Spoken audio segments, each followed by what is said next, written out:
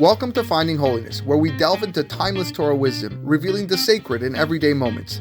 Join us on a journey to elevate your spirituality and discover holiness in every aspect of life.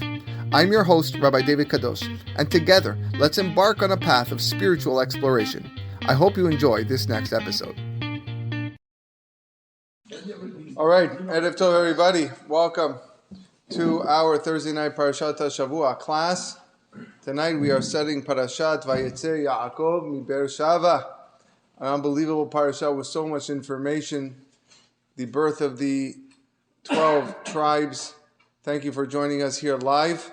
For those online, Bruchim Habayim. Those listening on our podcast, Finding Holiness, glad that you can tune in as well. And check out everything else we have posted on the website, findingholiness.com. Tonight's class is dedicated L'Refuah Shlema, Miriam Bat Perla. Those Baruch Hu should send her a speedy refuah, and only good news, Bezrat Hashem. There is, what can we say?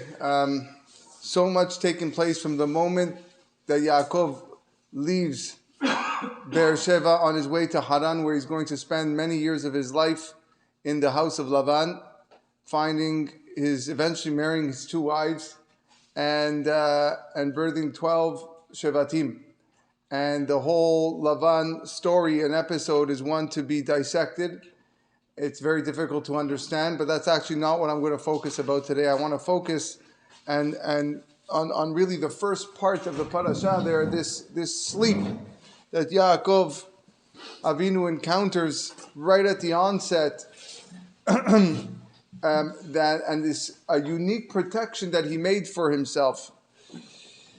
He went to sleep at the site of the Bet HaMikdash, Chachamim tell us, and what he did there at that moment was attempt to protect himself from wild animals. How do I know this? This is how Rashi interprets the pasuk.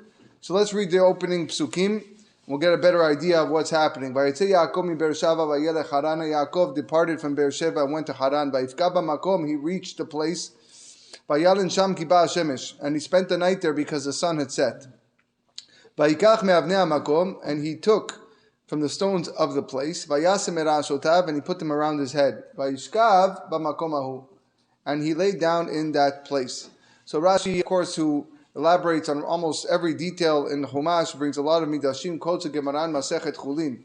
The Gemara says, and again he quotes, "Vayivga b'makom," he reached the place. Rashi says, "Lo yiskira katuv be'ezeh makom."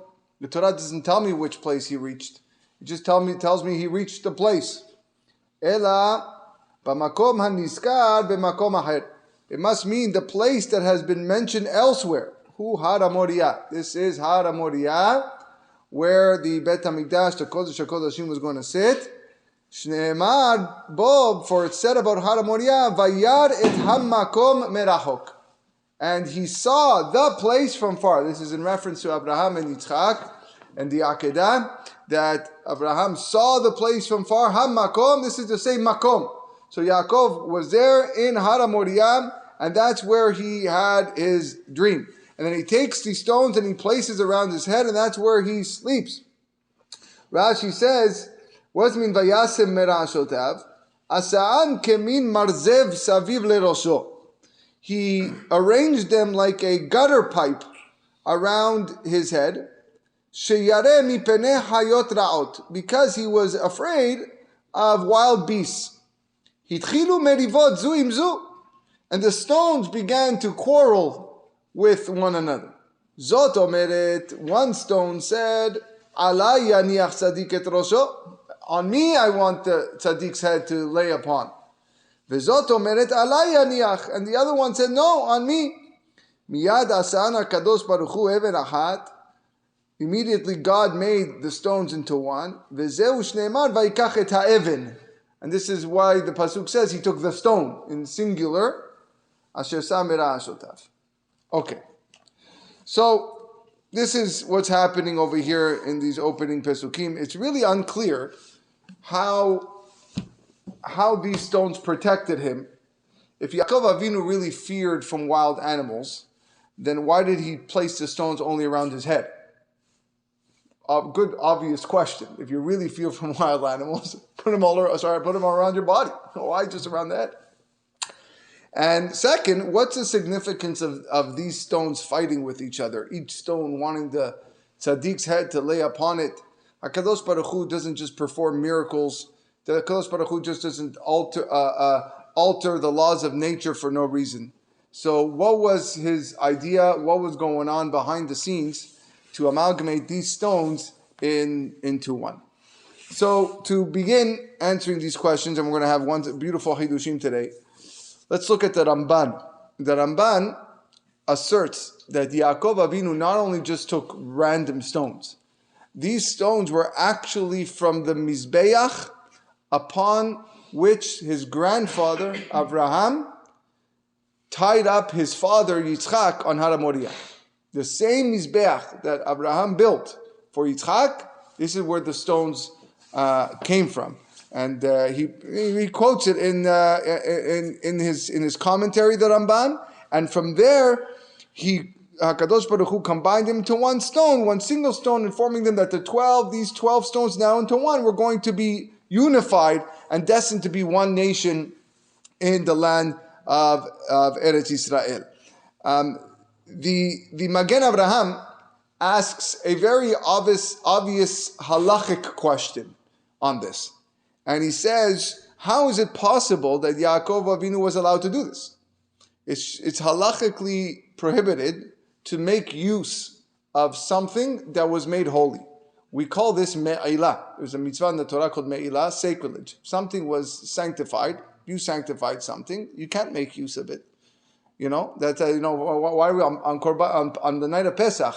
Don't point at the shank bone, right? Why don't point at the shank bone? Because if you point at the shank bone, then maybe you've now made it kodesh, and now you can't use it till Mashiach comes. So you have a Bet HaMikdash. You just look at the shank bone, okay? But this is everywhere. The reason why we say a berachot on food, we say a beracha on water, on the chicken wings, on all the food that you have, is because L'Hashem ha'aretz umloah, the land is God's. So everything is God, everything is holy, everything is from Him. So I can't just make use and just start eating without blessing God. So not saying a beracha not only is like stealing from HaKadosh Baruch Hu, you're over on me'ilah, it's sacrilege. So Abraham Avinu sanctified this mizbeach for the sake of Akedat Yitzchak. Now comes Yaakov and says, thank you very much, here I want to use it as my pillow. What's happening over here? I'm going to use the stones as my pillow? Mazeh. It seems to be asur based on what he's doing. Good question by the Magen Abraham. So there's an unbelievable novelty said by the Hatam Sofer, and relating to what Rashi says, Vayifga b'makom. Vayifga b'makom, he laid down in that place. And the Hatam Sofer says that place comes to exclude. And Rashi brings this also. Rashi says, in that place he lay down, he went to sleep, but during the 14 years that Yaakov Avinu was studying in the yeshiva of Shem Ve'ever, after Yaakov Avinu left Yitzchak's house, he didn't go straight to Haran. 14 years he did a pit stop. It wasn't just a pit stop, it was a big stop. For 14 years he was studying Torah in the yeshiva of Shem Ve'ever. For 14 years he didn't lay down at night, that's what Rashi says. He was occupied studying Torah. And so Rashi says, this was the first time in 14 years. So Hatam Sofer says that Rashi is not suggesting that Yaakov didn't sleep for 14 years. Because that would be impossible. It's impossible. You cannot sleep for more than 3 days. In fact, the Gemara tells us in Masechet Sukkah, Shevua shelo ishan shlosha yamim, melakin oto v'yashen le'alter. If a person swears that and makes a ned there, that I'm not going to sleep for three days, you give him trechas, you give him malkut. What are you doing? You can't make. It's impossible to not sleep for 3 days, and he's allowed to sleep immediately because it's a meaningless vow. It's a ned there without any substance. It's impossible to fulfill. So what did Rashi mean when he said that Yaakov didn't sleep for 14 years? It means he didn't lay down at night to sleep, but he fell asleep while he was sitting up. He dozed off a little bit, maybe like David HaMelech dozed 60 neshimot, 60 breaths, and then he got back up, but he dozed up, but it was sitting up. When he arrived at this moment on Har Moriah, he reclined with his entire body. It was the first time in 14 years that he actually lied down. And why did he lie down? The Khatam Sofer says, because he wanted to lie down in the same spot that his father Yitzchak lied down on the Akedat Yitzchak at the time of the Akedah. Now, that's beautiful. What did Yaakov think at that moment? What was going through his mind that he said, this is a perfect spot for me to lie down. For 14 years you don't lie down. I want to specifically lie down where my father was bound to the altar. So the Gemara tells us in Masechet Chulin that, and again Rashi also quotes this in his commentary this week, that Yaakov Avinu already reached Haran. He already got to Haran. He saw the sign, welcome to Haran. He saw the sign on the highway. And but he forgot to pray on Har Moriah. That's what Rashi tells us. And it's not right, because Abraham Avinu prayed there, Yitzchak Avinu prayed there. And he said, how can I pass this site? And now I didn't pray there where my forefathers, my grandfather prayed. Not right. So he decided to turn around. And the moment he turned around, Kvitzat HaDerech, we talked about this a couple of weeks ago, HaKadosh Baruch Hu performed a miracle. Again, the earth contracted. Boom. Okay. Shortening his journey, and he was there. Now, he finished praying. And time to go back to Haran. I'm on my way to Haran. But Kadosh Baruch Hu says, according to Midrash, this tzaddik has come to my place, my lodging place, and now he's not gonna rest a little bit. He's just gonna leave right away. So immediately the sun set. Rashi said, according to Midrash, that he made the sun set early, and which implies that Yaakov Avinu intended to go back to Haran immediately. He didn't want to sleep in such a holy place. It's too holy for me to lie down here and sleep. Imagine going to the Kodesh HaKodashim. This is where it is, that place, and I'm falling asleep. It's just not right. But when he saw that HaKadosh Baruch Hu, all of a sudden the sun was here and now it's here. So he said, okay, maybe God's sending me a signal now. Maybe he wants me to sleep here. And he understood that it was Hashem's will that he does sleep. The Gemara in Masechet Yoma says that the setting of the sun alludes to the idea that the tzaddikim depart from this world. Vezarach hashemesh uva hashemesh. The sun will rise and the sun will set.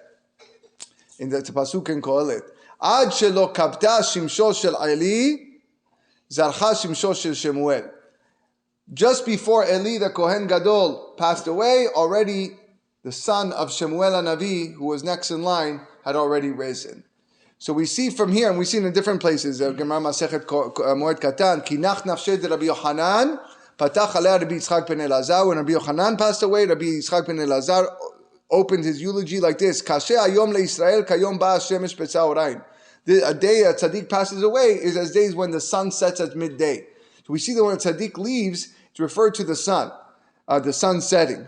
So what's happening here? Yaakov was evaluating in his mind this idea that HaKadosh Baruch Hu actually altered the laws of nature. For what purpose? So that he dafka sleep in that holy place. He felt that maybe HaKadosh Baruch Hu was hinting to him that the time for him has set. And maybe it was Yaakov's time to die. Yaakov's lifespan on Olam Hazeh in this world had to come to an end prematurely, because why else would the sun set? And therefore Yaakov felt, maybe I have to fulfill what my father did not fulfill. My father lied down in the same spot, ready to sacrifice his life for Hashem. He didn't end up doing it. Yaakov reaches that spot. He's about to go back, and all of a sudden the sun sets, which signifies the loss of a tzaddik. And he says, well, maybe this is my time. So I'm going to initiate the same self-sacrifice as my father. So he lies down. In fact, we see a lot of support from this in the Midrash. The Midrash in Bereshit Rabbah says, Vayalen sham kiva hashemesh, this week's parasha, Shama kolan shel malachei hasharet omrim. Yaakov heard the voice of the angels saying, Ba hashemesh, Ba hashemesh. The sun has set, in reference to Yaakov. Ata shimsha, again in Aramaic. B'shah she'amar Yosef ve'ineh hashemesh ve'hayareach.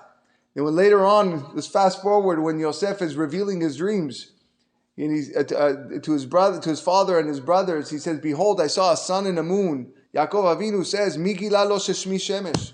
Who told him that my name was sun? Right? It's a midrash. So Yaakov was sun. Yaakov was the sun, and now the sun is setting. So the sun is set automatically. HaKadosh Baruch Hu sped up the day prematurely, forcing him to spend the night there. So maybe HaKadosh Baruch Hu planned this to happen, for the sun to set in Yaakov's world now, in the Olam Hazeh, and thereby completing the self-sacrifice of his father, Yitzchak Avinu, to the same location. This makes a lot of sense based on what we said from the Khatam Sofer.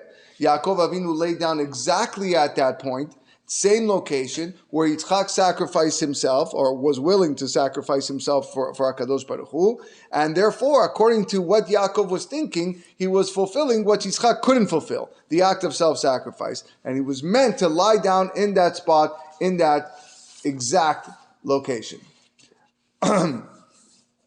Now, so what's going through Yaakov's mind now? So, I'm lying down, the sun is down, I'm ready to give up my soul.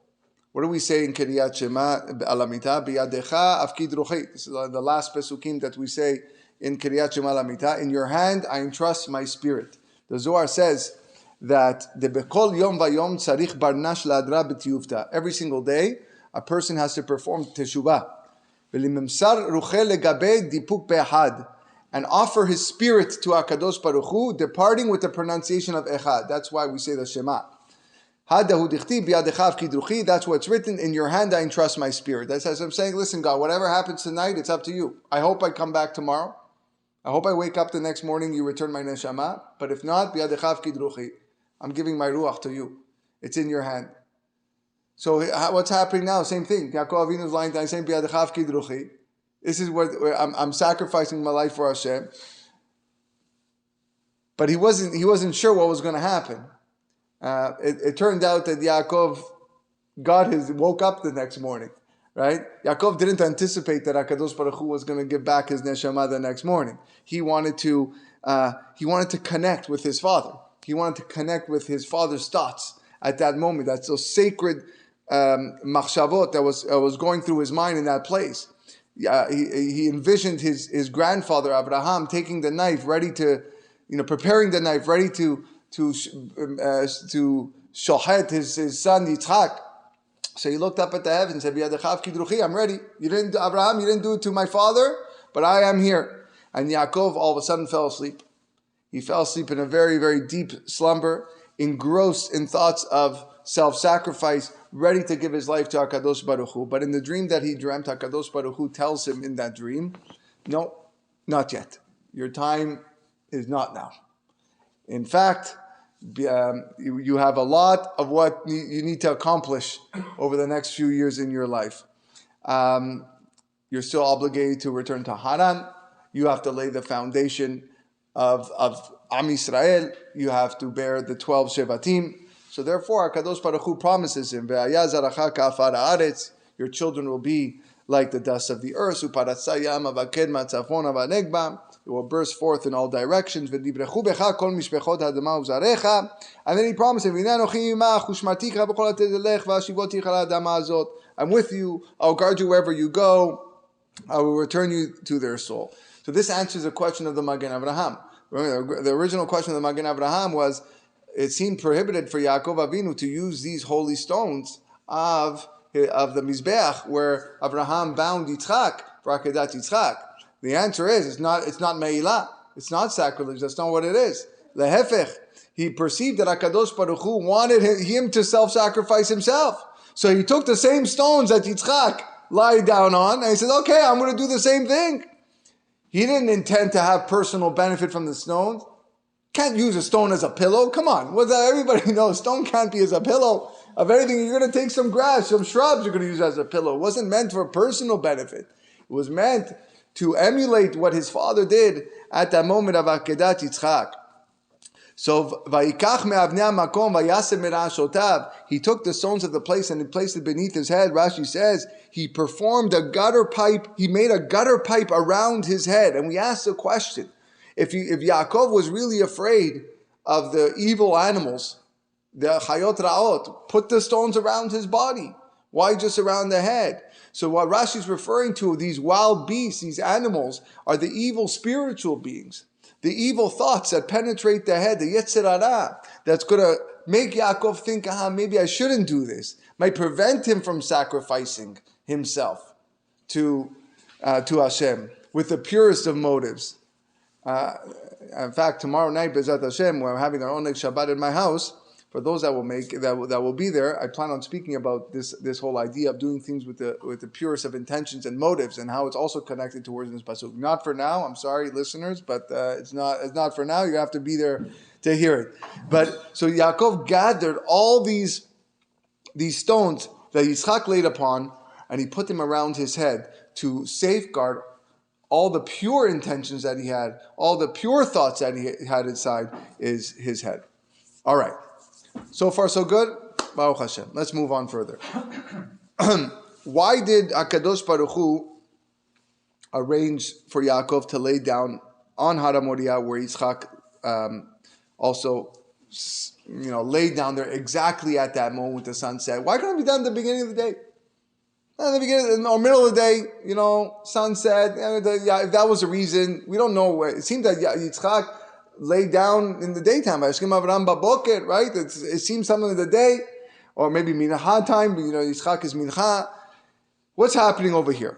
So let's requote the famous Ramban, Siman Avot Maaseh Avot Siman Labanim, that the actions of our forefathers are signs for the future generations. So what's happening with Abraham, Isaac, and Yaakov are symbols of what is to take place in the future. It foretells the future events that Am Yisrael, the descendants of the Avot, will see in their lifetimes. The Zohar tells us that Yaakov Avinu's departure from Haran actually alludes to the Galut. It alludes to the exile. Yaakov left Eretz Yisrael, he left Be'ersheva towards Haran. This is in reference to the exile of the Jewish people who left the Bet HaMikdash to dwell among the nations. Vayetze Yaakov Be'ersheva vayelech Haran, I quote the Zohar, Ramaz kad nafku Yisrael mi Be'mikdasha. This is the Jewish people leaving the Bet HaMikdash, v'itkalu b'nei Amemaya. And now they're exiled into the other nations. And the Zohar quotes two pesukim in Megillat Echa. Vayetze min bat Zion kol hadara. Right? They left from the daughter of Zion, left kol hadara, all of its glory. Uchtiv galta Yehuda me'oni. So we see this concept of leaving Eretz Yisrael or Vayetze Yaakov min Be'ersheva is this concept of the Jews entering Galut. The Or HaChaim HaKadosh also mentions that a beautiful novelty. He says, and he quotes a Zohar Chadash, Begaluyot Amar HaKadosh Baruch Hu, God said, Begaluyot HaRishonot, in the first exiles, Chazru B'zchut Avraham, Yitzchak v'Yaakov. The redemptions were in the merit of Avraham, Yitzchak, and Yaakov. Achshav hem chatu b'Torah shenatati leMoshe. But now this current exile is because the Jewish people it came as a result of forsaking the Torah which I gave to Moshe. Therefore, Hashem says, I will redeem them when they occupy themselves with Torah, and I will do it in the merit of Moshe. Not only that, the rabbis tell us in many other places, based on the Gemara Masechet Bava Batra, that the future Geulah is going to come as a result of studying Torah, not just any Torah, specifically the Torah Shebe'al Peh, the oral Torah, the Mishnayot, and the Gemara, and the Midrashim, and so on and so forth, coming and listening to a shiur like this. Of course, this all helps hasten the Geulah. It's based on a pasuk in Hosea. The pasuk says, Gam kitnu bagoim ata akabetzem, okay, which literally means, although they pay tribute amongst the goyim, the Gemara Masechet Bava Batra says that this pasuk is actually meant to be read and translated in Aramaic. Itenu kulhu ata akabetzem. Tenu lashon shanu, Mishnah. That if the Jews will study the Torah, if they will review the Torah, the Mishnah, I will gather him now. That's when Ani Akabetzim, I will gather them at the end of the exile. In fact, Rav Yosef Chaim Sonnenfeld, Zecher Tzadik Livracha, has an unbelievable allusion to the Geulah that comes about through the Torah Sheba'al Peh. Tzion b'mishpat tipadeh v'shavea b'tzdaka. Tzion will be redeemed through justice, and those who return to her through tzedakah. He says that Tzion b'mishpat tipadeh has the same gematria as Talmud Yerushalmi. Veshavea b'tzdaka has the same gematria as Talmud Bavli. Unbelievable. The two major Talmudic works that we have. Talmud Yerushalmi, which was mainly comprised by Rabbi Yohanan in Yerushalayim. Unfortunately, it wasn't completed. It was completed, but it wasn't edited well. And therefore, when most Jews went and were exiled and went to Bavel, the Jews in Bavel didn't accept it as authoritative. So they decided to create their own Talmud. And that's the one that we study mostly now. Unbelievable remes here. Tzion b'mishpat tipadeh. Tzion will be returned. Talmud Yerushalmi. Shavea b'tzaka, Talmud Bavli. So we see clearly a correlation with the Torah Sheba'al Peh and the ultimate Geulah. So let's go back to Yaakov. He decides to lie down and sleep in the same spot that his father Yitzchak lied down for his Akedah. Says the Khatam Sofer, an unbelievable chidush with regards to this. He says Avraham Avinu's job in the Akedah, that bringing his son to Har HaMoriah, was a form of Torah shebichtav, was a form of the written Torah. Why? Because Avraham Avinu heard the command directly from Hashem. That's like the Torah shebichtav. That's the Chumash. It's directly from Hashem. Moshe kibel Torah mizeh. Moshe writes down exactly what he hears. Yitzchak Avinu didn't hear it from God. Yitzchak Avinu heard the command from his father, from Avraham, who related God's command to his son Yitzchak. So Yitzchak could have easily just said no, right? He could have easily said, sorry, Dad, I'm not going through with this. Refused to comply, okay? He could have said, Dad, I don't think you heard what God said properly. Maybe you were half asleep. I don't know what happened that night. Maybe you had too much coffee or your adrenaline. I don't know what was going on, but he didn't. He accepted. He accepted his father's word without question. He recognized that his father was a Navi of HaKadosh Baruch Hu. So Yitzchak's ordeal in the self-sacrifice in his own Akedah was like a Torah Sheba'al Peh. Was like the Oral Torah. Following the direction of what the Chachamim tell us to do in every generation. That's what the Oral Torah is. That's the Mishnah. So now we can appreciate why HaKadosh Baruch Hu Davka arranged for the sun to set prematurely, in order that it would cause Yaakov to lie down and go to sleep on Har HaMoriah at the place of the Akedah. His departure from Eretz Yisrael to Haran exemplified the principle of Maaseh Avot Siman Labanim. It signified Bnei Yisrael in the future leaving Eretz Yisrael towards Galut, into exile. And therefore the sun set at that moment, alluding to a darkness of Galut prematurely.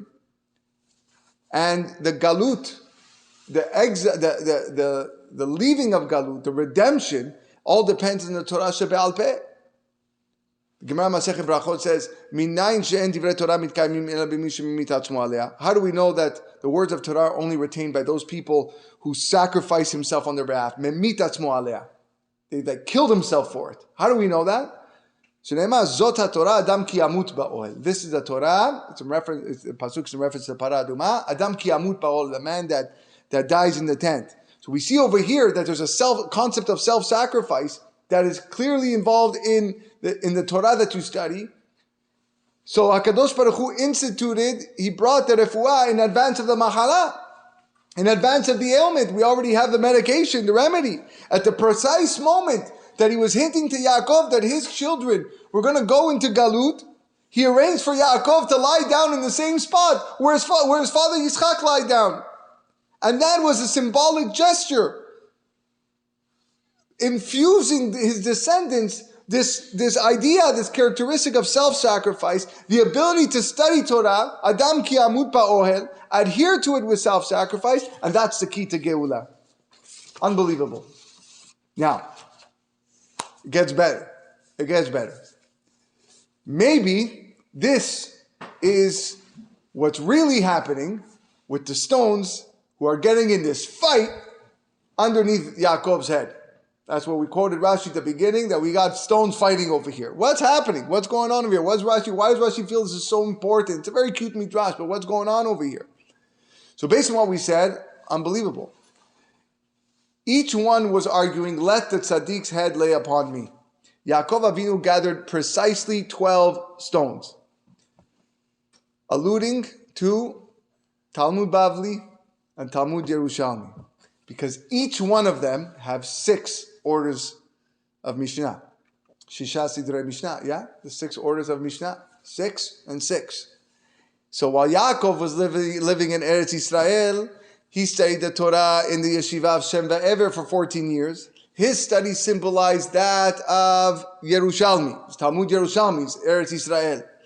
But when he was forced to leave his home and to go into Haran, outside of Israel, he had to study the Torah of Chutz La'aretz, which is the Talmud Bavli. So after Yaakov studied the Torah of Eretz Israel, Talmud Yerushalmi, HaKadosh Baruch Hu said, now you got to go to Haran. Why you got to go to Haran?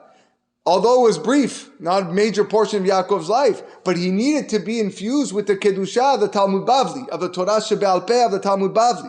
And when he returned from Haran to pray on Har HaMoriah, the sun set down, forcing him to spend the night over there. Yaakov gathered 12 stones from the Mizbeach where his father lied down.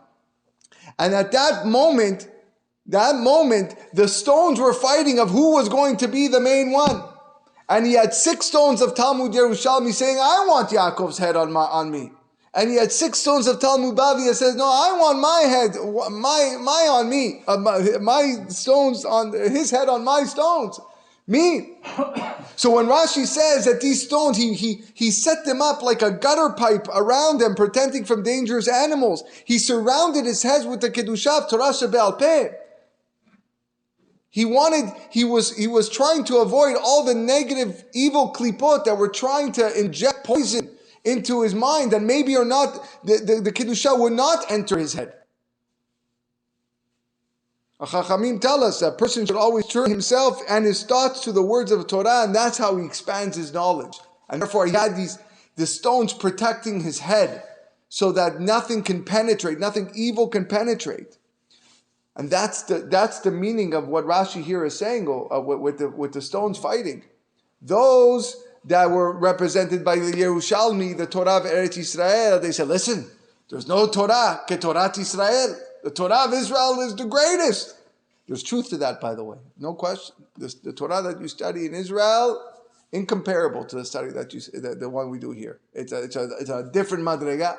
So the stones representing Talmud Yerushalmi were saying, it's got to be me. It's got to be mine.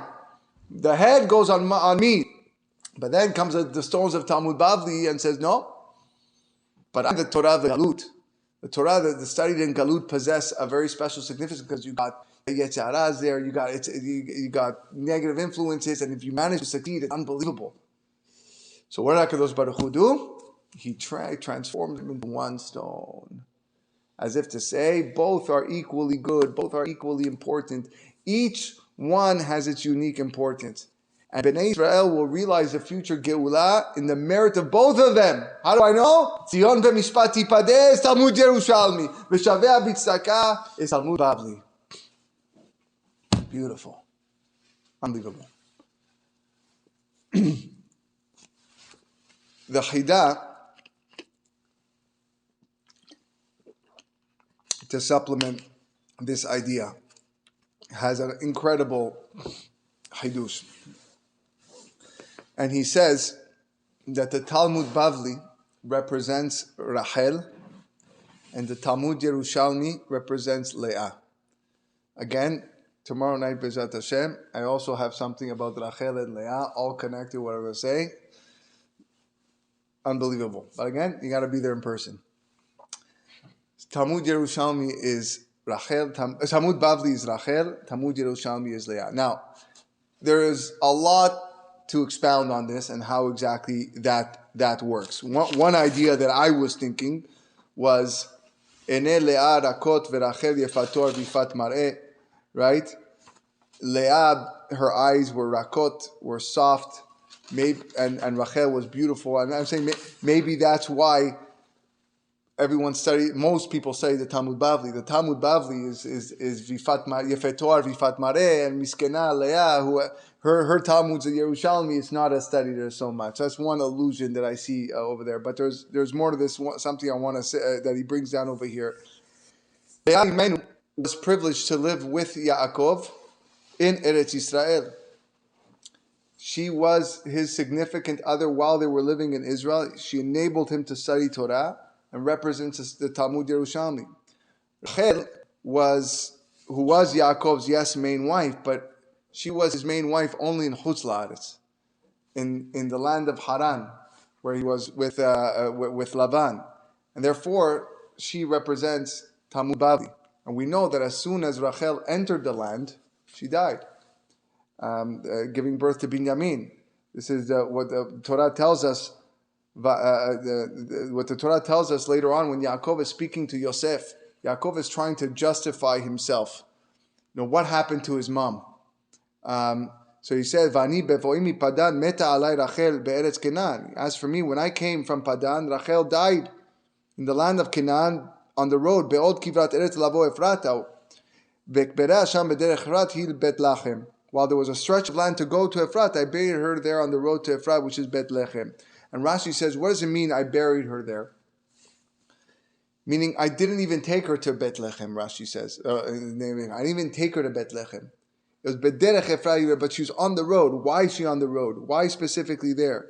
He said, because I received the word of God that she had to be buried there. And we know it's a famous Rashi that she had to be there because in the future, Nebuzaradan would exile Bnei Israel during the first exile of Bavel after the destruction of the Bet HaMikdash, and they're going to pass by Rachel's tomb on the road, and Rachel would go on and cry and weep. Rachel mevakal banea. Rachel would cry for her children. Kol demama, of course, a weep. This is in reference. She weeps for her children. HaKadosh Baruch Hu says this is the reward for your act. Your children are going to return for your birth. Shavu banim ligvulam. This is for you crying for your children. Don't worry, I promise you that your children are going to come back within your borders. But Rachel, we see, was not in Eretz Yisrael. Well, she was in Eretz Yisrael, but it wasn't for much time. So Rachel Imenu was buried upon her entering to the land. Why? So that she could pray for Bnei Israel who would be exiled to Bavel. So she represents Talmud Bavli that was revealed in Bavel, and it was in the merit of her tefillah that Bnei Israel, that Israel revealed the Talmud Bavli in Bavel. That Torah shebe'al peh that is so important, so crucial to help Jewish people return to their rightful land and borders at the time of the Geulah. So now it makes so much sense why HaKadosh Baruch Hu arranged for Yaakov Avinu on his way to Haran to marry Rachel and Leah. It just happened. Then boom, go Haran, that you're going to find exactly there. That's where you're going to marry your two wives, Rachel and Leah. Leah, who corresponds to Talmud Yerushalmi, and Rachel, who corresponds to Talmud Bavli. And on the way there, before you get there, you got to spend your night on Har HaMoriah. And it was over there he was going to take 12 stones from the stones of the Mizbeach, which also correspond to the Talmud Bavli and the Talmud Yerushalmi. And yet, although each stone was vying for that opportunity to have Yaakov's head lay upon it, HaKadosh Baruch Hu miraculously transformed them into one stone to allude to the fact that they're both equally as important. And that was a symbolic gesture to Rachel and Leah, who correspond to the Talmud Yerushalmi and Bavli. Both were worthy of marrying Yaakov. Yaakov, of course, was the epitome of Torah. Yaakov was a pillar of Torah, as we know. Abraham being Chesed, Yitzchak of Gevurah, of Avodah, and Yaakov was a Torah. Both the Talmud Bavli and Yerushalmi, both were worthy of marrying Yaakov, giving birth to 12 original tribes of Israel. They were all destined to study the Talmud Yerushalmi and Bavli, and thereby hastening the Geulah. Tzion b'mishpat tipadeh b'shaveh b'tzaka. May HaKadosh Baruch Hu give us the strength to continue our constant study of Torah shebe'al peh. There is Torah shebe'al peh for everybody. If Gemara is not for you, maybe the Midrashim are for you. If the Midrashim is not for you, maybe the Mishnayot are for you. It's there for the taking. There's so much, and little do we know that it has such an impact on the speeding up of the Geulah, and Bezrat Hashem will be zocheh to see the Geula Shelema with the coming of Mashiach B'Mina B'Yameinu. Amen. Have a wonderful night, everybody.